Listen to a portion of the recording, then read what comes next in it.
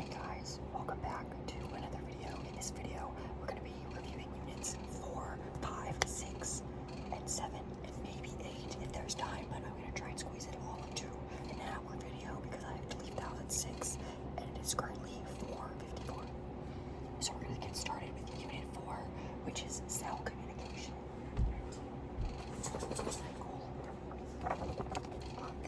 The cell cycle also talks about mitosis, but we're going to start with signal transduction pathways. 1 second.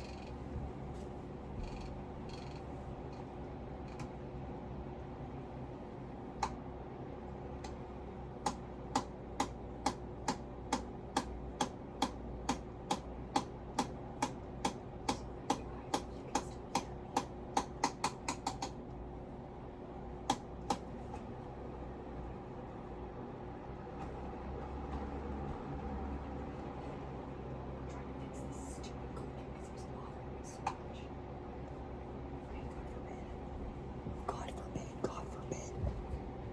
Okay. What is a ligand? What is a ligand? It is the first activator, the first signaler in a basic signal transduction pathway. It is what comes from the outside of the membrane.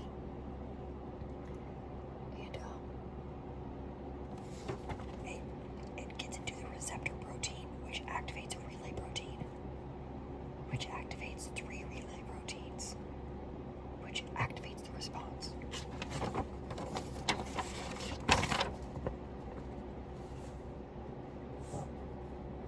Once the response is achieved in a cell, what would need to occur to stop the response? The activated relay proteins that I just talked about would need to be deactivated. So after the ligand gets in the receptor protein, it activates the first relay protein. How does amplification go with the first activated relay protein?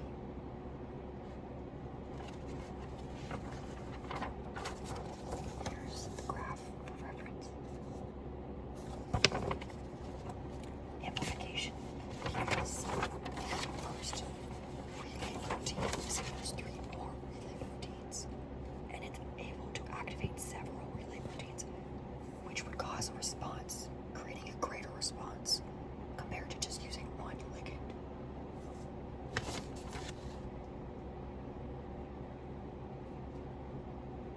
What class of enzymes perform phosphorylation when the activated relay proteins phosphorylize the active protein kinases,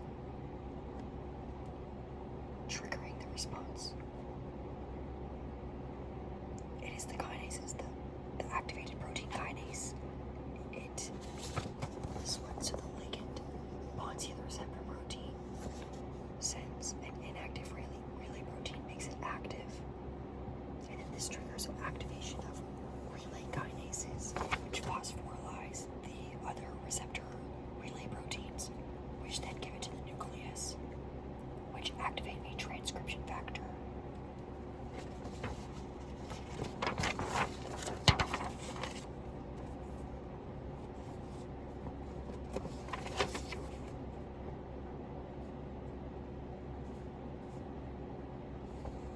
What advantage would there be to an organism if the signal transduction pathway had several amplification steps, which I just touched on like a minute or two ago? Amplification would allow the reception of a single ligand to cause a response in several places in the cell. This allows an organism to respond to a stimulus faster and or with a greater effect. What would happen if an activated protein kinase enzyme continued to be active for a long period of time?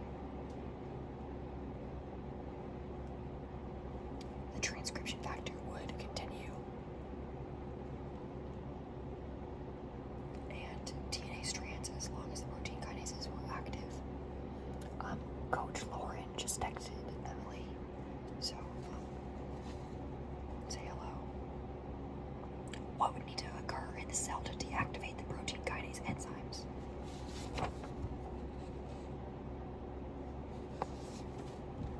The phosphate groups would need to be removed, so dephosphorylated.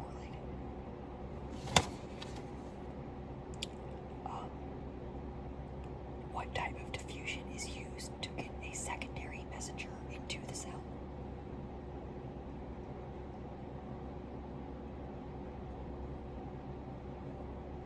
Facilitated diffusion. So kind of like right here, these little black dots are secondary messengers. A ligand attached to the active site of a receptor protein molecule is the event that begins the production of a cellular response. But secondary messengers can also activate relay proteins through facilitated diffusion.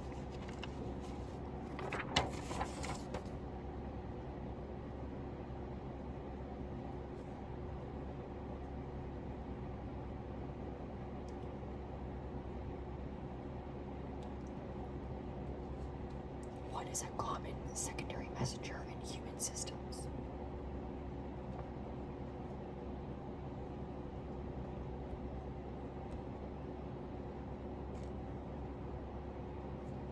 Cyclic AMP. When a ligand is released, what prevents all of the cells in the body from being affected?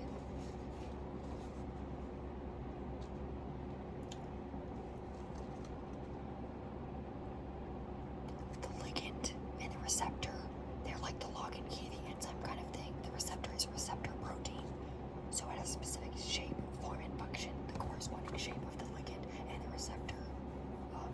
If the ligand does not fit the receptor, then that's not the cell that it needs to do. Like, if ligand A is meant to activate immune system cells to reproduce in response to an infection, but should also not cause other cells to grow, as if they received a growth hormone. This would be an example. They want only certain cells with the target immune system cells to not grow too much. Just remember that form and function. What is autocrine signaling?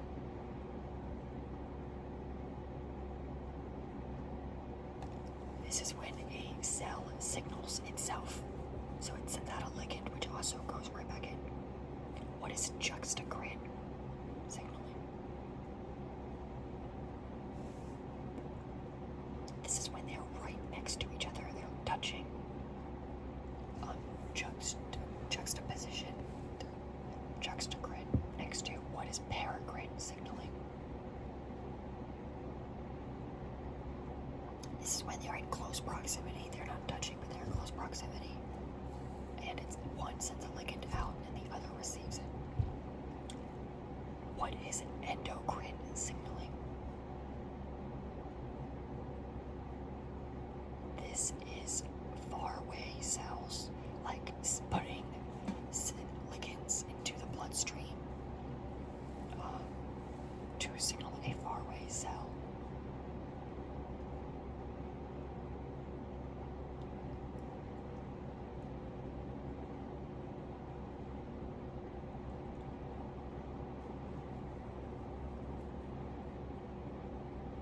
Cells in the human pancreas release insulin when blood sugar levels are elevated.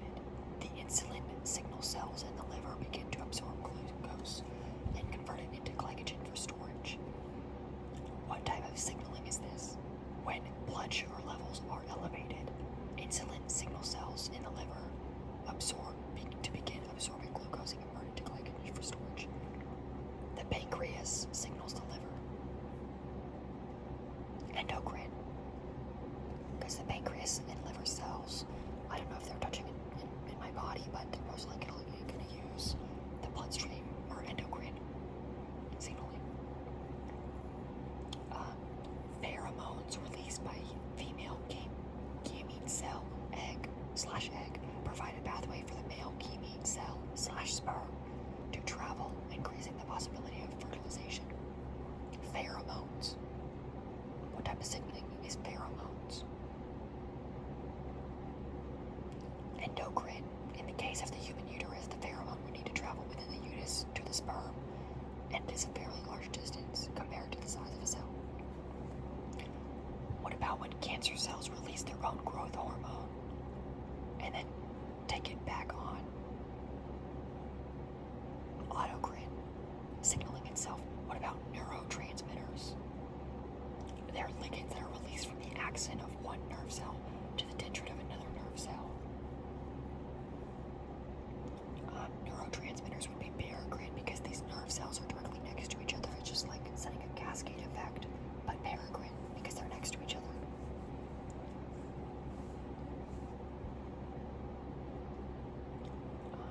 Some hormones, like estrogen and testosterone, are lipids and therefore non-polar. Explain why a receptor protein would not be needed for this type of ligand to activate its response in a cell.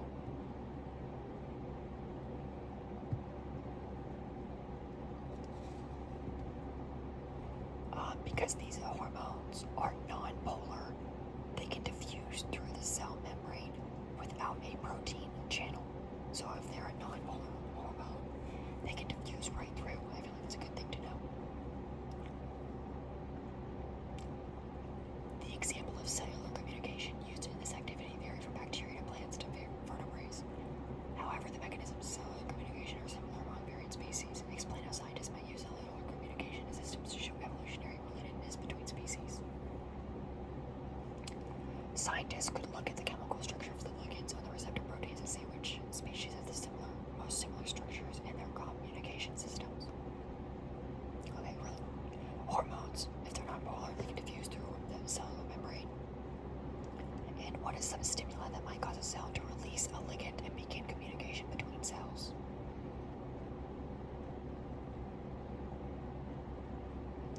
Light levels, temperature of the environment, age of the cell, stress effects, a signal from another cell like hormones, and sensory triggers. Alright, that's cellular communication. Now on to the cell cycle.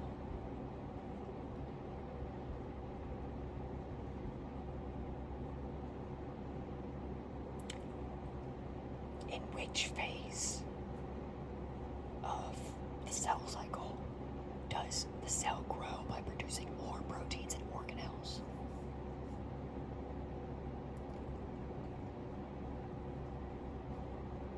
This would be the G1 phase. What phase does DNA replication occur?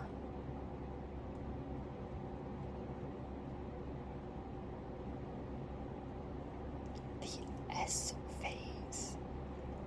What happens when the cell is preparing for cellular division with the appearance of centrosomes?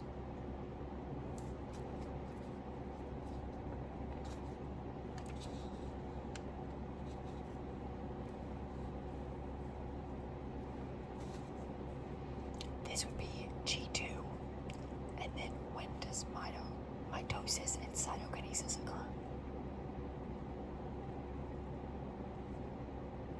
The M phase, or the mitosis phase.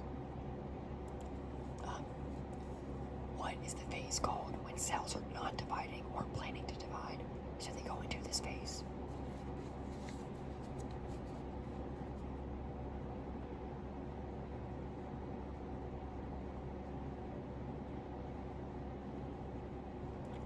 This would be the G0 phase.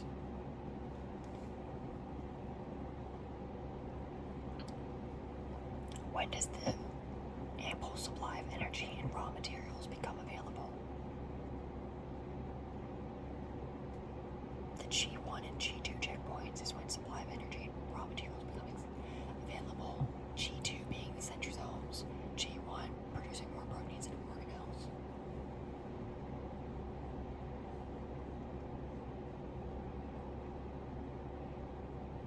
What happens if a cell moves past checkpoint G1 even though the cell didn't fully go through the phase? They would be small. The daughter cells would be small and possibly not be able to store enough nutrients within the cell to survive because they didn't have that time to develop the organelles and proteins that might be needed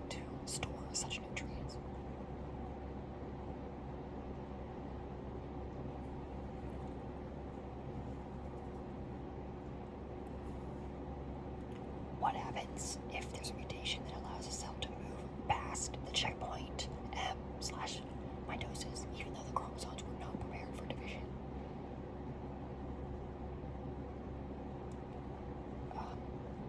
This cell, the daughter cells, the two daughter cells, one might get both copies while the other gets none. Or one only gets one. Moving past the mitosis checkpoint, there's just, one could get both, one could get none. That's really...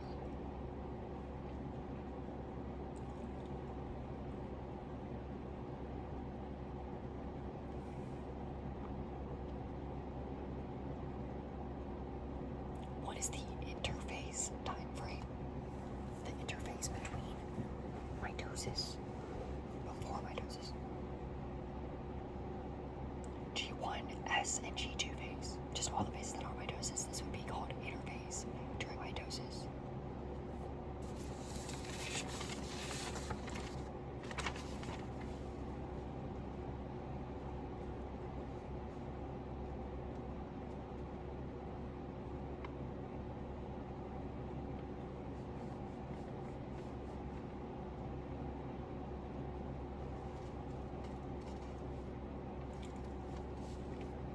If cyclin was always available in the cell at high concentrations, what effect would this have on the cell cycle? Because cyclin is used during mitosis to phosphorylate phosphate groups.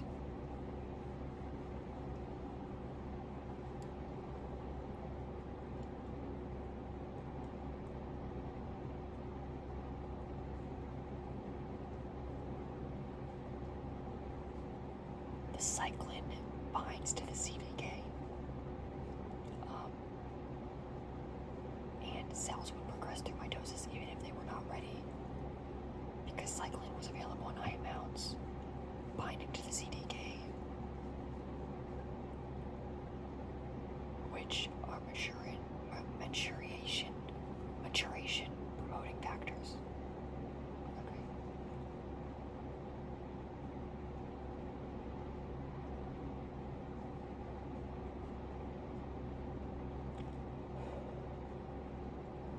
At what checkpoint in the cell cycle would a tumor repressor gene repair DNA function?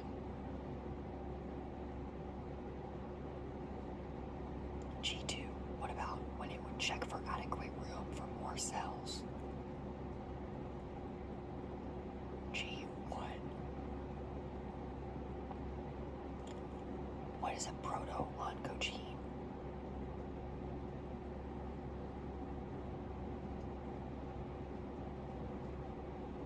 This is like the gas, and this is when cyclin allows cells to pass through G2 and divide. It speeds up, get into mitosis. And what about tumor suppressor genes? Because tumors are overgrowth, over mitosis. This would be the break. It would tend to slow down division when cells are crowded. Suppressor means to slow down or stop something from happening. Cancer is an overgrowth of cells.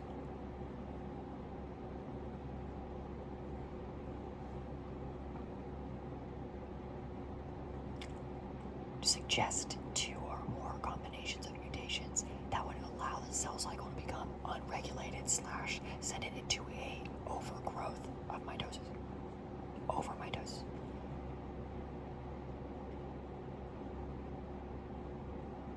This could be a mutation in the gene that degrades cyclin, along with a mutation in tumor suppressor gene that gives information about cell crowding, which would result in extra cells being made because it doesn't know how many cells are around it, so it doesn't know when to stop. And it degrades the cyclin into maybe a more promoting factor. A mutation in any proto-oncogene, along with a mutation in the P53, would allow a defective cell to continue dividing. The proto-oncogene is the gas. This is what skips G2 phase and gets faster to mitosis. And then a mutation in a gene that repairs DNA would allow additional mutations in either or both groups to go unrepaired and allow the cell cycle to continue.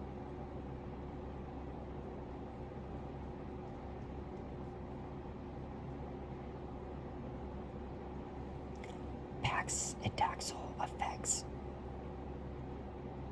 Paclitaxel is a chemotherapy drug and used to treat a variety of cancers. It inhibits both assembly and disassembly of microtubules. What checkpoint would paclitaxel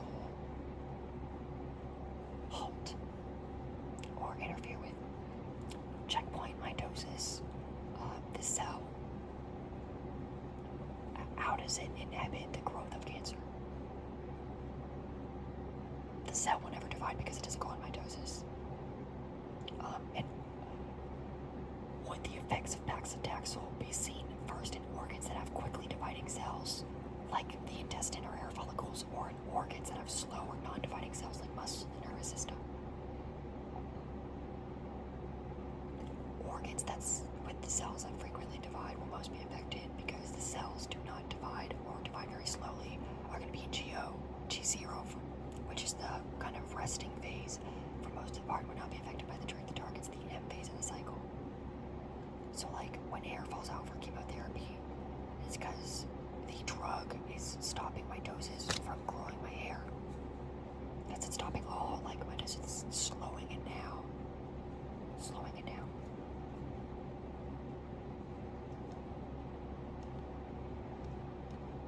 What is homeostasis?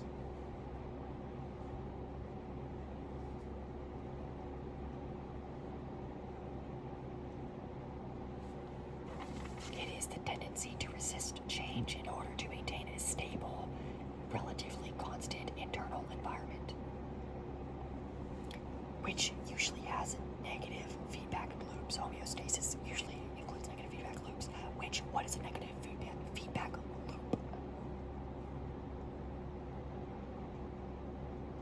It counteracts changes from target values. So like homeostasis, like body temperature, negative feedback loops would be like, let's keep the body at 98 degrees. If I have a fever, it's going to make me sweat to cool me down, or if I'm hot, it's going to make me sweat to cool me down. And if I'm cold, then it's going to make me like shiver or something to like get the blood moving to warm you up, getting you back to 98 degrees. That is the negative feedback loops. What is a positive feedback loop?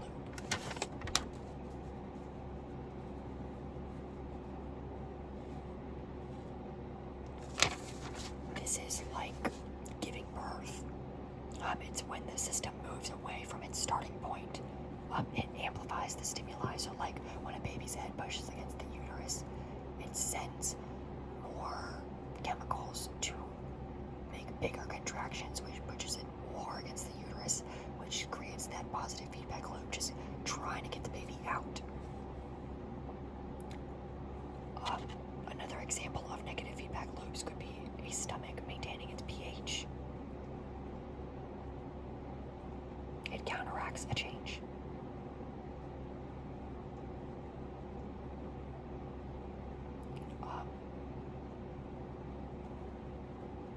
For body temperature, what cascade of signaling transduction would this set off?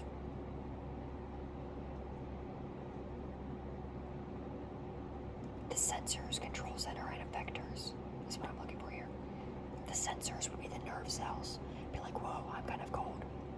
Relate to the control center, which is the brain, which decides what to do. And then it will activate effectors like sweat glands or the muscles.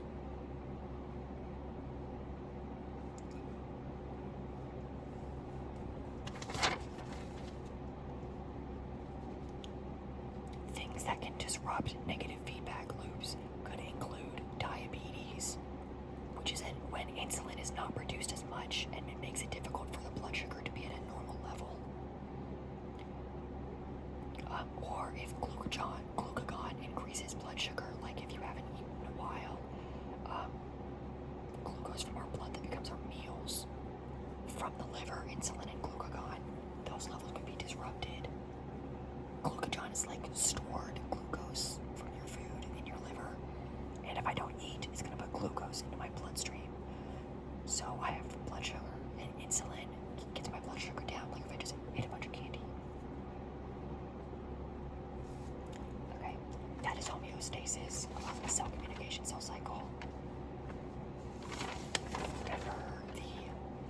there's a stimulus, a cue that triggers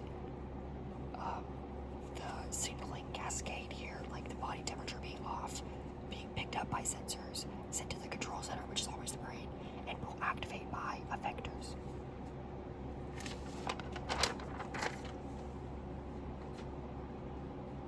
Alright, on to Unit 5, hereditary. Alright, let's see right here.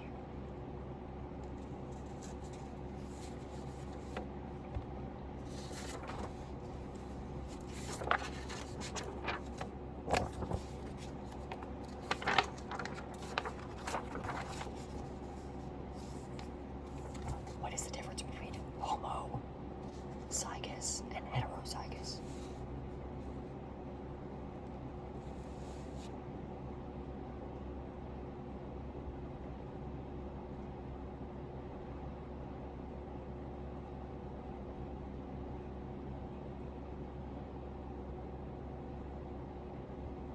Homozygous is the same.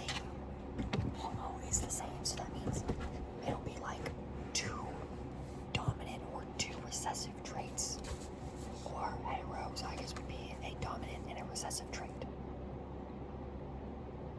What is incomplete dominance or blended heterozygous phenotype? What's the difference between a phenotype and a genotype? A phenotype is a physical trait. It shows. A genotype is what the genes are. So like heterozygous, the dominant trait's going to show. Heterozygous is the genotype, and the phenotype is the dominant trait.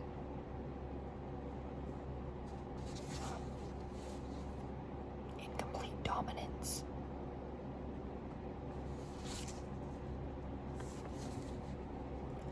Would be like cats with long tails and cats with bobtails are homozygous for their respective alleles. Cats with one long-tailed allele and one bobtail allele have medium length tails. This would be incomplete dominance. This could also be like a white cat and a black cat. Incomplete dominance would make a gray cat. But codominance, what would be codominance? Would it be like a spotted cat? This would mean that the cat is black and white. How is codominance shown in blood types? Or multiple allelism? Allelism.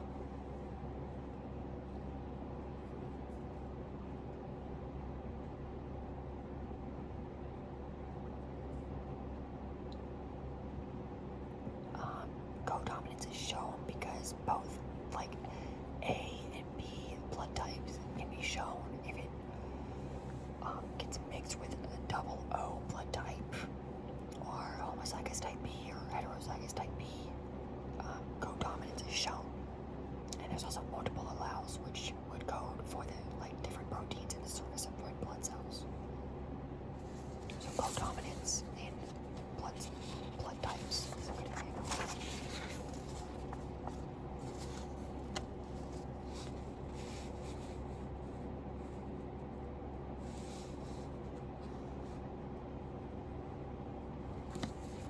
How do you cross unlinked genes?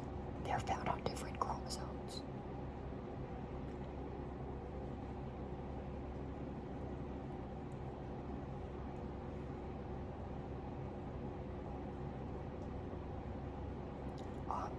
You would just do different things. So most of the time it's going to be like a square of 16 if it's going to be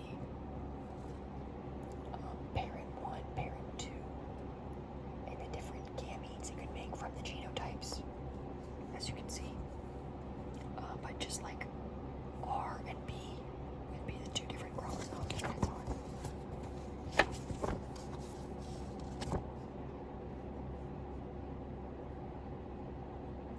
How do you do probability rules / the addition or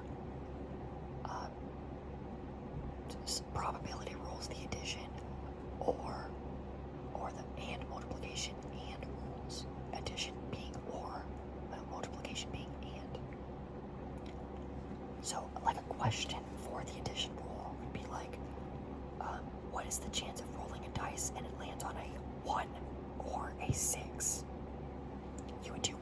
6 plus 1 out of 6, because that's the probability. 2 out of 6 equals 1/3, and then there's a 33.32% chance of rolling a 1 or a 6.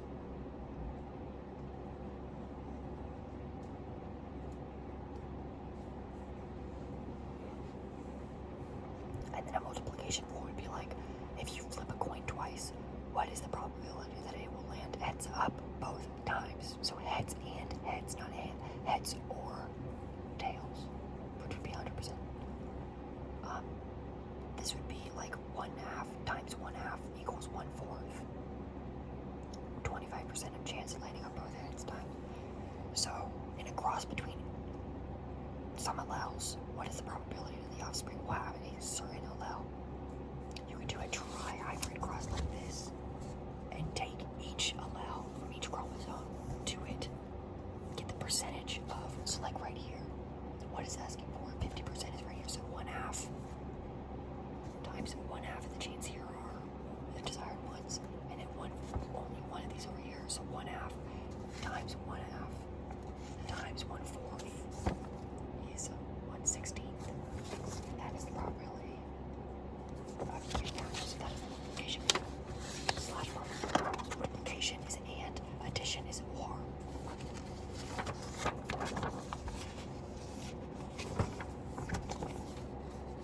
What is a linked gene and what is a linkage map? Just think about it. Linkage maps are pretty much just like keep trying until it looks right. They look like this. If it's like C and B, 50%, A and whatever, just plot it until it looks right. Just take your time. Just think it out. It's not really something you can teach, just practice. What linked genes are found on the same chromosome, and then you just what is the order of the genes in the chromosome, and the recombination frequency is given below. So like these are recombination frequencies of which alleles may recombinate because they're on the same chromosome. So like the chances of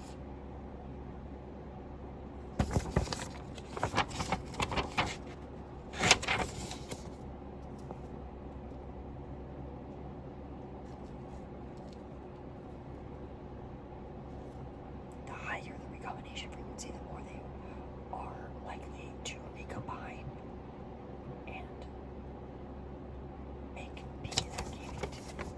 Okay. What is a sex-linked trait?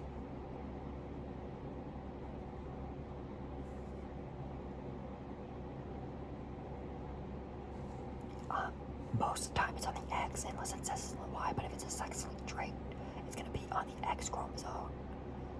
Females being an XX chromosome, males being the XY.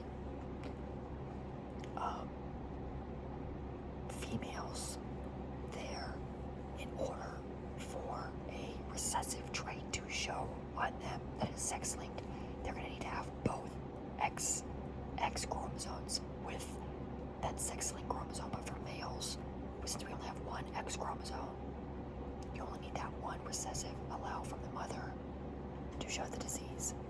So in pedigrees, for example,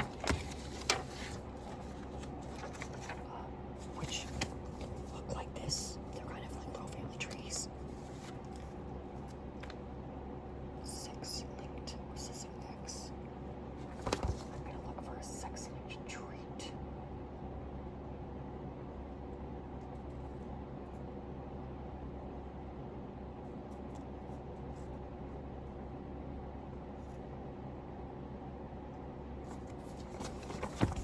It's hard to show on the pedigrees, but I have an example right here of a normal mom who's heterozygous. She's a capital H and a lowercase h. She gave the lowercase h to her son, who shows it because he only gets the X chromosome from his mom, the Y from his dad. The dad is normal, the mom shows as normal, and the sister could show normal or be both, depending on where they get from mom and dad.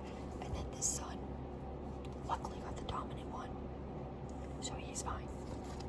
Since my sex-linked traits are more shown in men, like actually, male pattern baldness I think is one that's Y-linked. color blindness. That's one that we talked about.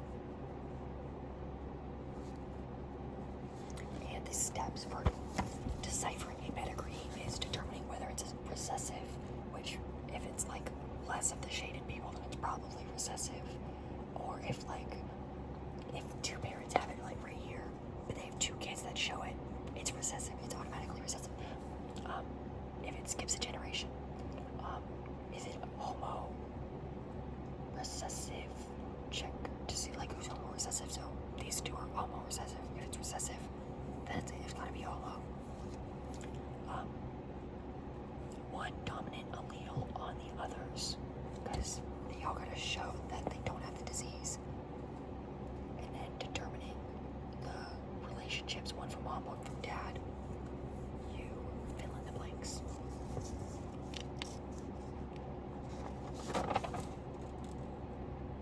And we've got a chi-square analysis, which I hope you guys remember how to do. What is a simple dominant recessive pattern?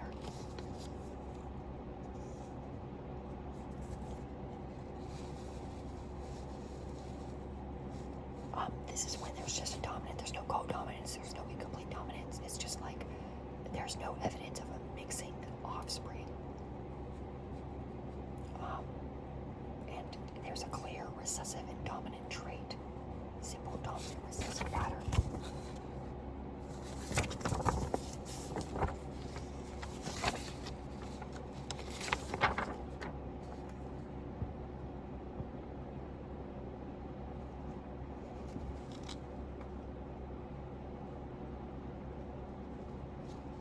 Sex-linked trait on the X.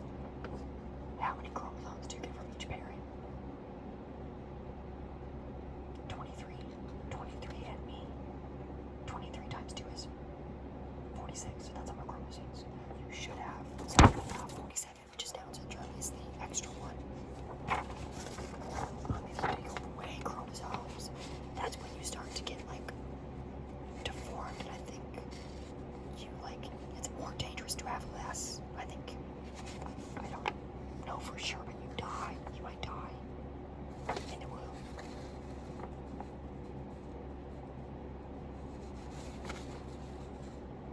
What is an autosomal recessive trait?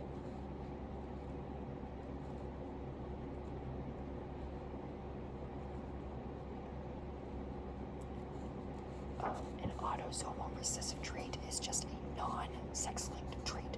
So like the 23rd chromosome is sex-linked. It determines your sex. 1 through 22 would be autosomes. They're autosomal recessive, which means it's just not sex-linked. You just get it.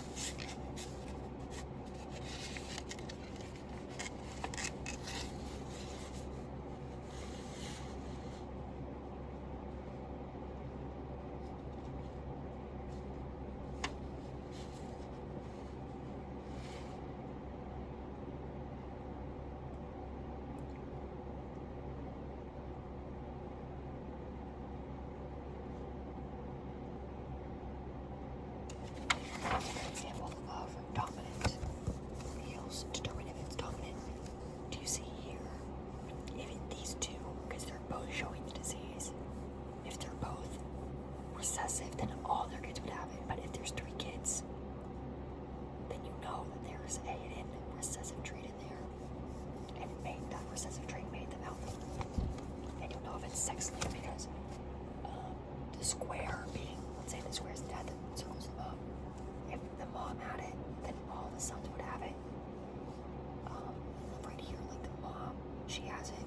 These 2 sons don't, so now we know it's not sex-linked. It's just A or little a, big A, or little a's. Right, and that's the problem set up for hereditary. That's pretty much everything. Now we're going to double check. We're at 40-minute mark. So we might have to come back. It's 7 and 8 tonight. But you know, I don't think anybody expected me to actually finish it today. Yeah. Okay, we did that. My Meiosis, mitosis. Meiosis, mitosis.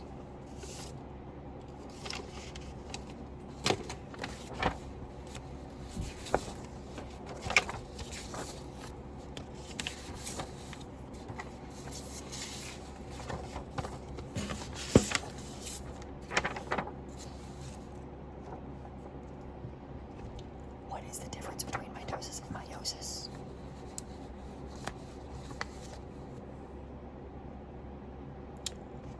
Like, how many times do the cells divide in mitosis? How many do they divide in meiosis? Mitosis, one time. Meiosis, the parent cell divides twice. So meiosis goes into like 1, then to 2, and 2 to 4.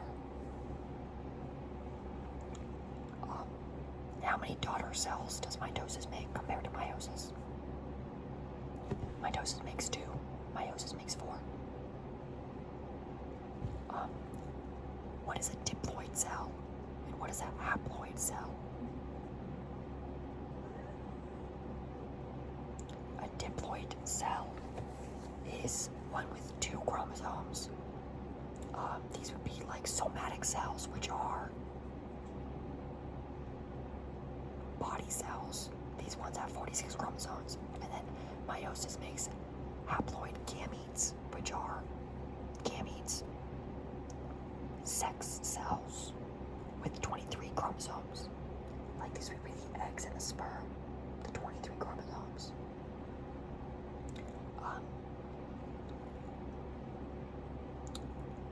In relation to genetic variation, what is the difference between mitosis and meiosis? Mitosis makes cells that are exactly clones, but meiosis makes cells that are all unique.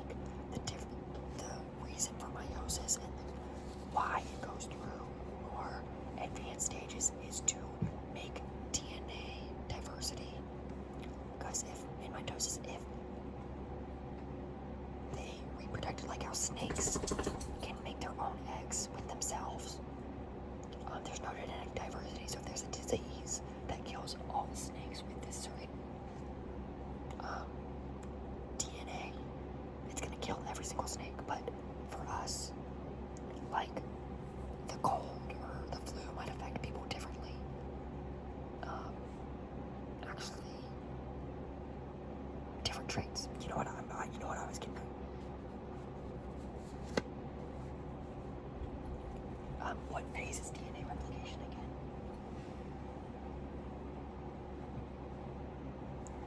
The S phase. This is before meiosis. Meiosis and mitosis both start with a diploid 46 chromosome cell, but then it is 2 of them. So mitosis creates 2 cells with 46 chromosomes. What happens in meiosis 1? Meiosis 1.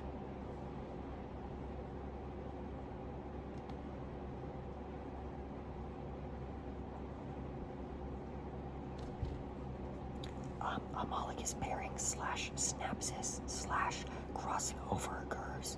Independent assortment. Homologous chromosomes are separated in anaphase 1, and there's reductive division, diploid to haploid. So it goes from 1 mother cell to 2 daughter cells with 23 chromosomes, and those 2 daughter cells with 23 chromosomes duplicate again to make 4 total daughter cells with 23 chromosomes. What is synapsis?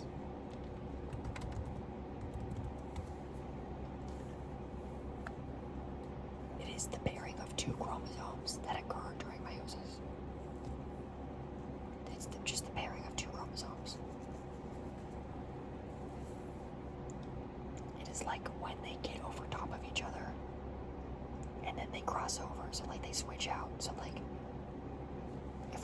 if these are 2 chromosomes, they do this, and then they like switch out.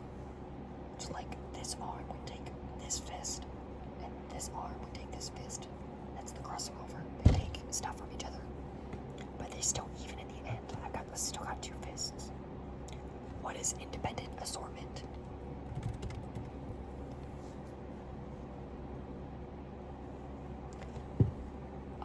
states that alleles of 2 or more different genes get sorted into gametes independent of one another. Describes how the different genes independently separate from one another when reproductive cells develop. So when these cells are dividing, it's when homologous are separated into daughter cells during meiosis. Just when they're assorted into the daughter cells, they're independently assorted based on paired homologous that are separated. What happens in meiosis 2?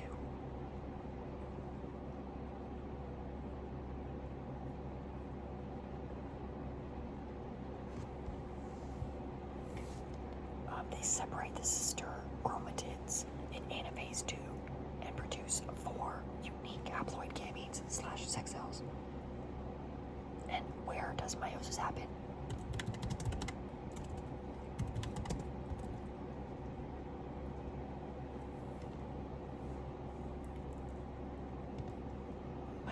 Meiosis occurs in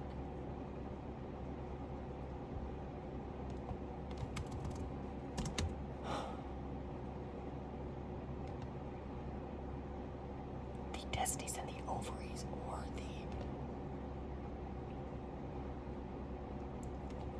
there's a special word for it. The reproductive cells, yes. Gametes.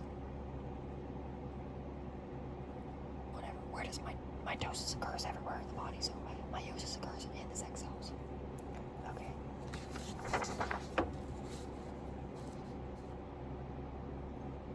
What is prophase?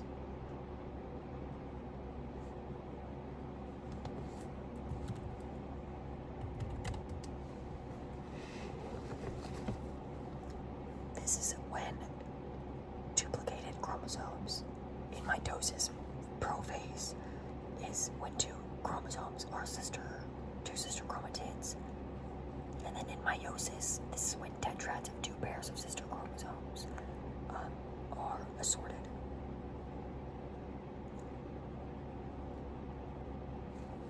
So prophase, right now, they've got 92 chromosomes in there. Or 46, this is 23, okay. What about metaphase?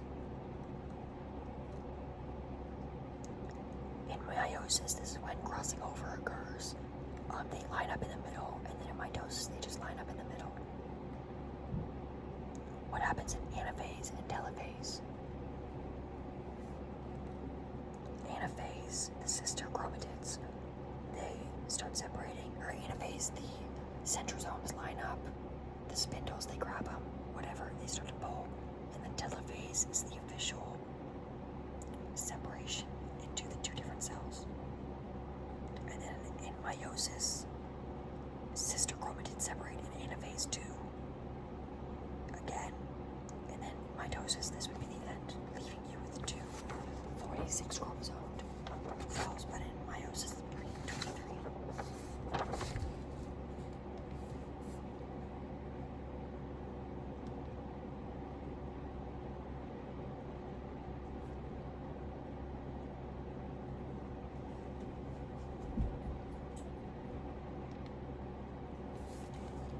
Prophase 2, you have the 2 diploid cells. Metaphase 2, chromosomes line up at the equator.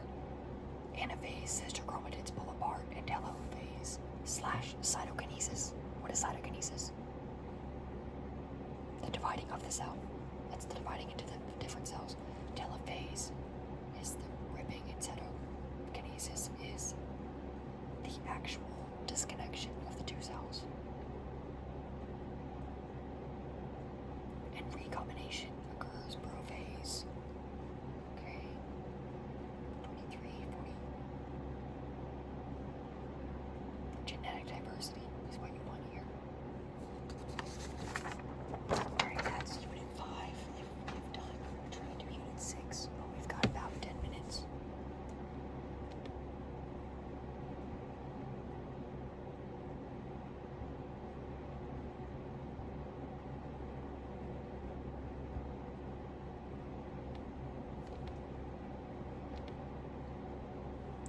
Gene expression.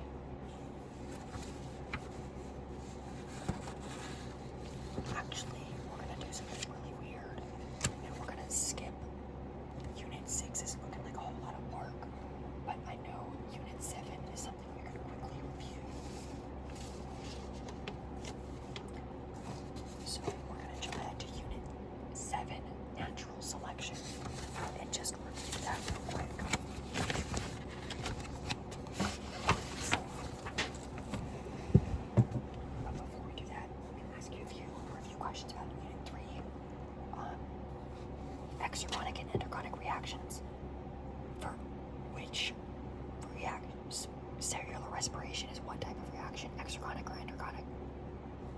Exergonic because energy is released and the amount of free energy is negative. And this is a spontaneous or non-spontaneous. Spontaneous. Spontaneous equals negative free energy. Energy is released, cellular respiration. Endergonic is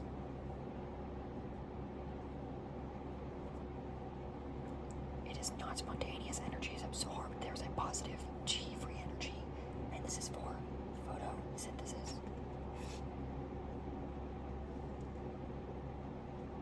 What is an endotherm?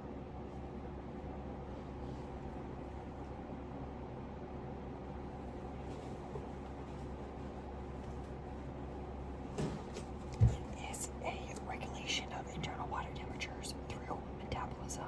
It balances heat loss and gain, insulation, circulation, evaporation, heat loss through sweating, behavioral responses, and adjusting metabolic heat production.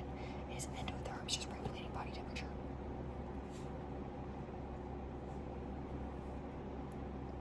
And how might pH affect bonds or amino acids?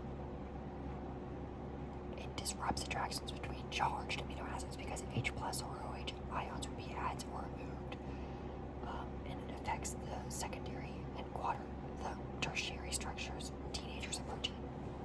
That was just all of you to right now.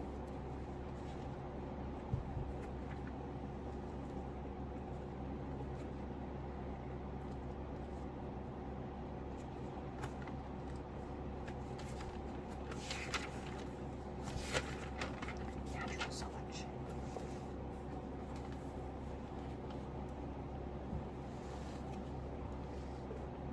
What is evolution?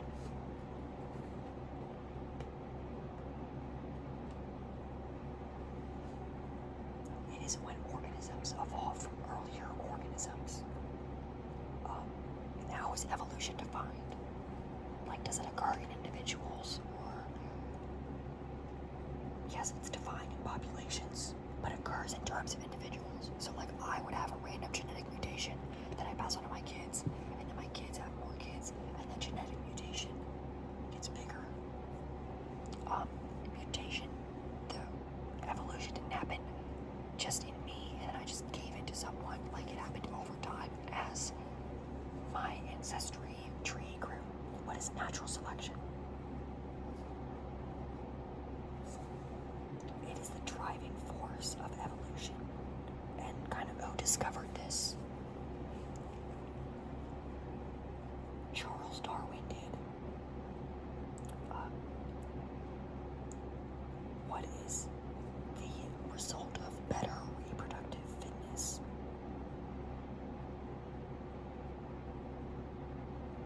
This is better / more survivability. Because species compete over limited resources, and the more reproductive fitness they have, then the more their traits are going to be passed on to their kids, making that the evolution. So like, if I didn't have any kids, then my mutated gene wouldn't be evolution because there would be no way to pass it down.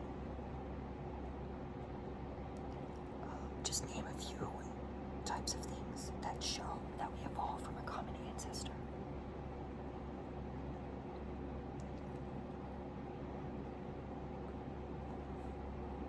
Fossil studies, study of plants and fauna, embryology, the study of embryos, molecular biology, things like that.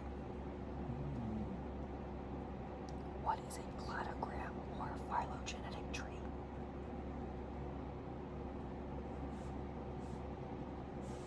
It shows where all the common ancestors evolved from and where it went from there. What is the outgroup on a cladogram?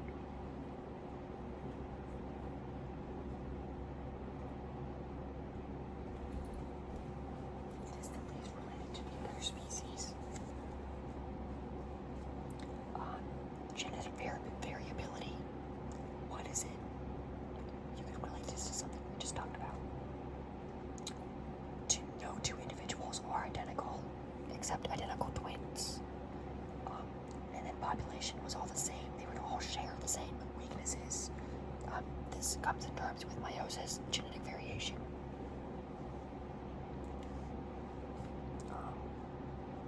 I'm going to give you an example right here. Just listen up. Peppered moths during the Industrial Revolution, half were black, half were white. Because Industrial Revolution there was more smoke, the white ones were killed off due to random mutation. The dark color happened, but through evolutionary fitness and survival of the fittest, the dark moth survived, and that's became the new reproduced better because they survived. The white moths, if you can't survive, you can't reproduce. What is sexual selection? It is when, like peacocks, they have traits like the pigtail feathers. It helps with reproductive fitness, but it doesn't help with survivability. It's just a trait that like helps with reproductive fitness, which in the long run helps you survive, helps your bloodline survive. But what is a genetic drift? And give me 2 examples of genetic drifting. Actually, bottleneck and founder effect. Define those genetic drifts.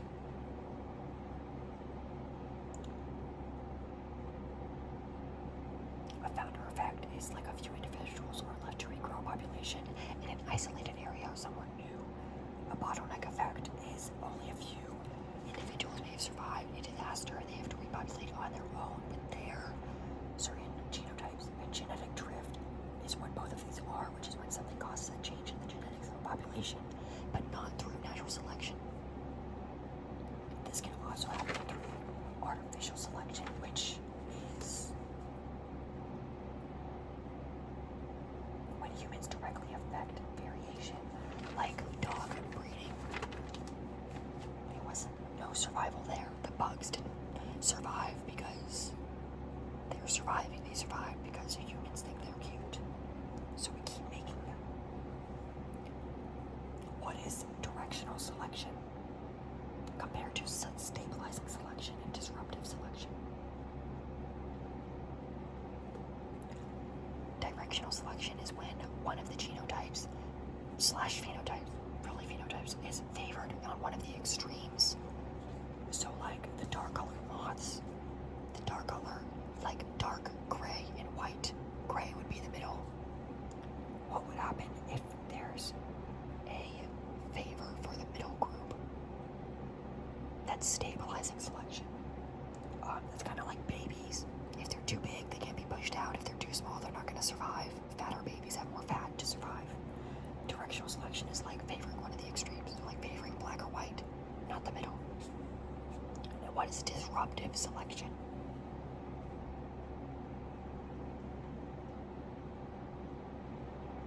This is when normal distribution favors the extremes, like black and white, not gray, and favors away from those. Like light pollution in one area might help the white moths, and dark, the pollution, actual pollution, might help the dark moths survive. So that would be a disruptive selection. Directional stabilizing, disruptive. Directional stabilizing, disruptive. Directional stabilizing, disruptive. We've hit the hour mark. What is divergent evolution?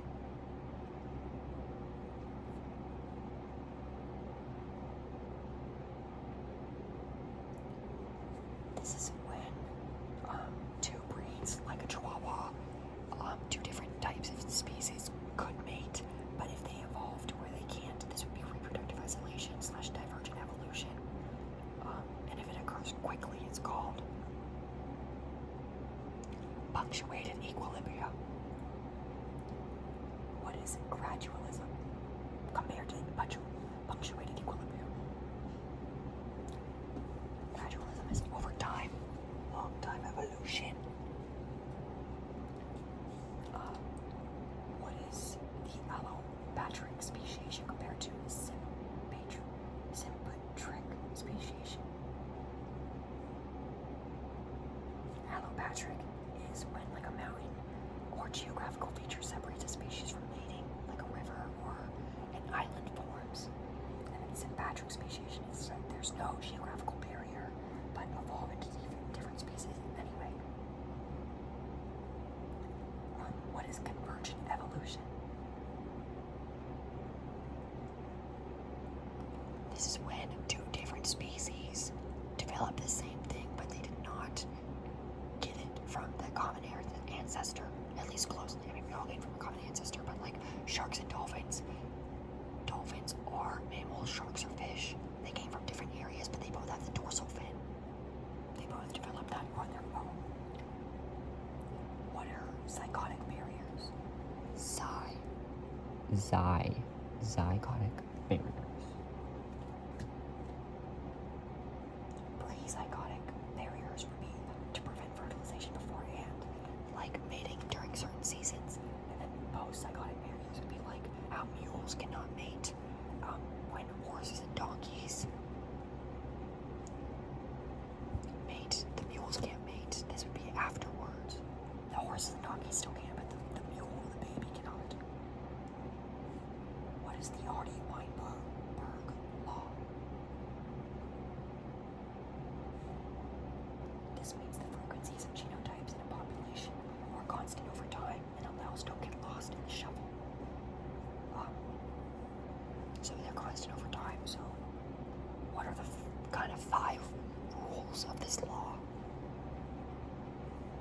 At equilibrium, if there's a large population, no net mutations, no emi or emigration, no random. There is random mating. They don't select it on a certain trait, and there's no natural selection occurring, which is the driving force of evolution. And then lastly, what is the RNA world hypothesis?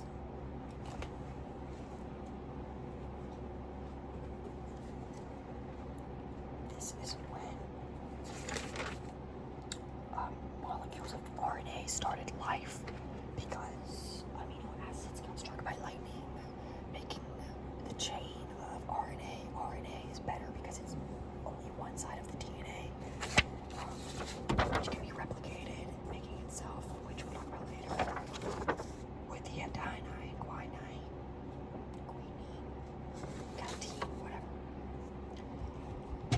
Okay, Unit 6, Unit 8, next video, hopefully get it up before 8 p.m. tonight. And that will be all. So thank you for watching, and see you guys hopefully in a video in like 2 hours.